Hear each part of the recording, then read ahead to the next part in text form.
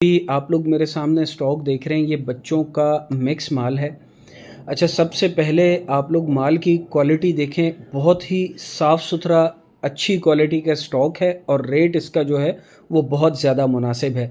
अच्छा, माल आपने नोट करते जाना है, इसमें क्या-क्या आइटम आएगा, इसमें बच्चों के अपर, बच्चों के स्वेटर, ठीक है जी, बच्चों के जो है और भी थोड़े बहुत मिक्स आइटम जो है इसमें आएँगे।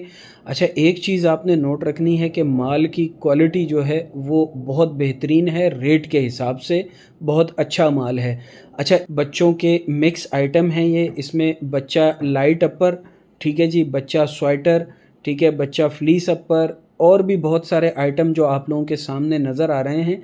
अच्छा, इसमें वीडियो लंबी बनाई है, आप लोगों ने पूरी देखनी है। देखें, बच्चे का बटन वाला स्वेटर आ गया, ये बच्चे का अपर आ गया, इसमें बच्चों के जो है वो लाइट अपर भी आ रहे हैं, इसमें स्वेटर भी आ रहे हैं, फ्लीस वाला माल भी आ रहा है और भी कुछ ऐसे आइटम हैं जो अलग-अलग तरह के आ रहे हैं इसमें।